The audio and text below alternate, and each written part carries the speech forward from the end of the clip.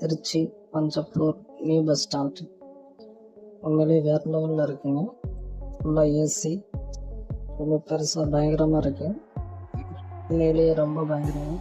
இப்போ வந்து மேலே வாங்க அப்படி வந்து பாருங்கள். கிட்டத்தட்ட என்ட்ரன்ஸ் எவ்வளோ பெருசாக இருக்கும் மட்டும் பாருங்கள். இங்கே என்ட்ரன்ஸில் வந்து கிட்டத்தட்ட தனித்தனி இது இருக்குங்க. இப்போ என்ட்ரன்ஸில் பார்த்துக்கிட்டிங்கன்னா தனியாக கார் பார்க்கிங்கு, அதுக்கப்புறம் உள்ளே வந்து இன்னும் நிறையா இருக்குது. அது தான் வீடியோவில் பார்க்க காட்டுறேன். ஃபுல்லாக அந்த எங்கேருந்து என்ட்ரன்ஸ் வருவாங்க. அப்புறம் கார் பார்க்கிங் அப்படி தனியாக இருக்குது. கார் பார்க்கிங் பாருங்கள், ஏன்னா எவ்வளோ பெருசாக இருக்கும் பாருங்கள். என்ட்ரன்ஸ் அட்மாஸ்பியர்லாம் வேறு லெவலில் இருந்துச்சுங்க. இந்த பஸ் ஸ்டாண்ட் எப்போ ஓப்பன் பண்ணாங்க அப்படின்னா 9ஆம் தேதி மே மாதம் 2025 அன்னைக்கு நமது மாண்புமிகு முதலமைச்சர் மு.க. ஸ்டாலின் அவர்களால் திறந்து வைக்கப்பட்டது.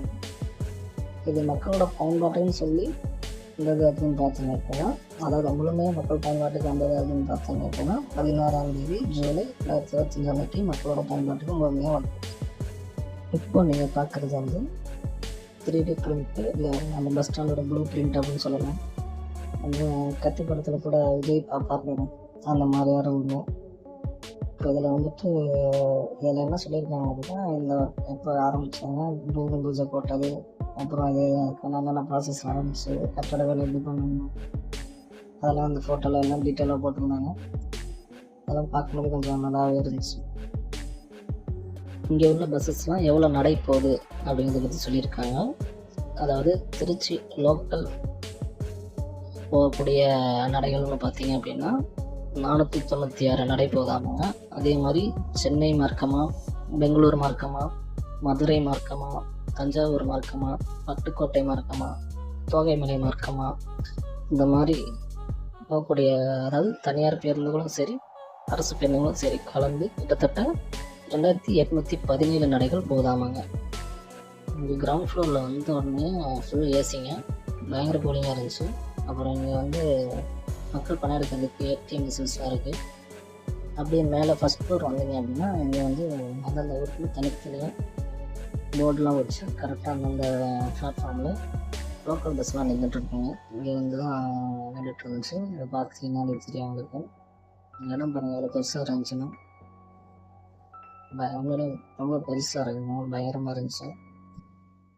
அது அந்தந்த இடத்துல வந்து ஹெல்ப்னு சொல்லி தனியாக ஆட்கள் வேறு இருக்காங்க. அவங்க 24/7 மக்களுக்கு தேவையான உதவிகள்லாம் செஞ்சிட்ருக்காங்க. ஏதாவது டவுட்ஸ் இருந்துச்சுன்னா அவங்கள்ட்ட கேட்டுக்கலாம். என்னென்ன ஊருக்கு என்னென்ன பஸ் போகுது அப்படிங்கிறதெல்லாம் கேட்டுக்கலாம். நெக்ஸ்ட்டு வந்து பார்த்தீங்க அப்படின்னா, இதை கட்டுவதற்கான செலவு அப்படின்னு பார்த்துக்கிட்டே இருக்காங்க. கிட்டத்தட்ட 400 கோடிக்கு மேலே இதை செலவு பண்ணி கட்டியிருக்காங்க. அந்தளவுக்கு பிரம்மாண்டமாக இருக்குது. உள்ளே வந்து பார்த்தீங்க அப்படின்னா, இப்போ நான் போகிறது வந்து கிரவுண்ட் ஃப்ளோர் கீழே இறங்கி போகிறேன். இதில் இன்னொரு மெயின் விஷயம் என்ன பார்த்தீங்க அப்படின்னா, ஏசியாவிலே இதுதான் 2வது பிக்கஸ்ட் பஸ் ஸ்டாண்ட் சொல்லி சொல்கிறாங்க. அது வந்து தமிழ்நாட்டுக்கு உண்மையிலே மிகப்பெரிய பெருமையாக இருக்குது. அதை பார்த்தோம்னா அப்படின்னு தெரியும். இதில் வந்து அங்கங்கே வந்து இன்ஸ்ட்ரக்ஷன் போர்டு வச்சுருந்தாங்க. அது ரொம்ப இம்ப்ரெசிவாக இருந்துச்சுங்க. அது ஈஸியாக எல்லாம் தெரிகிற மாதிரி. அப்படின்னு பாருங்கள், இது வந்து சின்ன சின்ன கடைகள் இருக்குது. அது இன்னும் நிறைய பயன்பாட்டுக்கு வராமல் இருக்குது. ஃபுல்லாகவே பார்த்தீங்கனாலே தெரியும் உங்களுக்கு இந்த இன்ஸ்ட்ரக்ஷன் போர்டெலாம் இருக்குது. அங்கங்கே வந்து பயணிக்கு போகிறதுக்கான அந்த சலுகை வண்டிகள்லாம் இருக்குது. நெக்ஸ்ட்டு வந்து இதில் வந்து தாய்மார்களுக்கு தனியாக பால் ஊட்டு முறைகள் இருக்குது. அப்புறம் நெக்ஸ்ட்டு வந்து பார்த்தீங்க அப்படின்னா, நம்ம லக்கேஜெலாம் பாதுகாத்து வச்சுக்கிறதுக்கு பாதுகாப்பு பெட்டகாரன்னு சொல்லி தனியாக இருக்குங்க. நெக்ஸ்ட்டு வந்து பார்த்தீங்கன்னா, உள்ளே வந்து டிக்கெட் புக்கிங் ஆஃபீஸ் போகிறதுக்கான அப்படி எப்படி போகிறது அதுக்கான இன்ஸ்ட்ரக்ஷன். அப்புறம் வந்து பேஸ்மெண்ட்டில் பார்க்கிங் இருக்குது, அதுக்கு எப்படி போகிறதுக்கான இன்ஸ்ட்ரக்ஷன் அப்படிலாம் அதில் கொடுத்துருக்காங்க. நீங்கள் பாருங்கள், இதோட அட்மாஸ்பியர்லாம் வரல. அப்புறம் அந்த மெயின் வந்து கீழே வந்து பயங்கர கூலிங்காக இருந்துச்சு, செம்ம ஏசி. அதே போய் பார்த்தீங்க அப்படின்னாக்கா, நெக்ஸ்ட்டு வந்து எஸ்கலேட்டர் வந்து மெயினாக வந்து இந்த கால் முடியாதவங்களுக்குலாம் நல்ல வசதியாக இருக்கும். லிஃப்ட் வசதி கூட இங்கேயே இருக்குது. இங்கேயே இருந்துச்சு. ஃபஸ்ட்டு வந்து பார்த்திங்கன்னா மேலே அதே மாதிரி ஷோர்லேயே வந்து அதர் சைடு வந்துருக்கோம், இன்னொரு சைடு வந்திருக்கோம். இங்கே வந்து பார்த்திங்க அப்படின்னாக்கா இது பாருங்கள், இது வந்து வேறு லெவலில் இருக்குங்க. வந்து சின்ன சின்ன கடைகள் இருக்குது, அதையும் காமிச்சிருக்காங்க. நீங்களே பாருங்கள், ஃபுல்லாகவே வந்து வேறு லெவலில் இருந்துச்சுங்க. செட்டெல்லாம் வந்து வேறு லெவலில் போட்டுருந்தாங்க. இப்போ வாங்க, இதில் வந்து லிஃப்ட் வந்து இருக்குங்க. நான் லிஃப்ட் அவங்க கூப்பிட்டு போகிறேன் பாருங்க. அதில் லிஃப்ட் வைப்பாங்க. அது போகலாம். லிஃப்ட்டும் வந்து வேறு லெவலில் இருந்துச்சுங்க. கீழே வந்து கிரவுண்ட் ஃப்ளோர், அதான் அண்டர் கிரவுண்ட் சொல்லுவாங்க அதுங்க. இதில் வந்து ஃபுல்லாகவே பைக் பார்க்கிங் வச்சுருக்காங்க.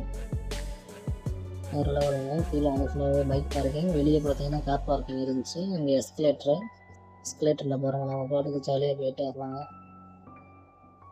நான் ஒரு ரவுண்ட் போயிட்டு வந்தேங்க. வாங்க நம்மளும் போகலாம். இங்கேயுமே பஞ்சப்பூர் பஸ் ஸ்டாண்டு வேறு லெவலில் இருந்துச்சுன்னா, உங்களுக்கு பஞ்சப்பூர் பஸ் ஸ்டாண்ட் பற்றி ஏதாவது கமெண்ட்ஸ் இருந்துச்சுன்னா எனக்கு கமெண்ட்ஸில் சொல்லுங்கள். என்னோடய சேனலை சப்ஸ்கிரைப் பண்ணுங்கள். இந்த வீடியோ பிடிச்சிருந்துச்சுன்னா எல்லாருக்கும் ஷேர் பண்ணுங்கள். தேங்க்யூ ஃபார் வாட்சிங்.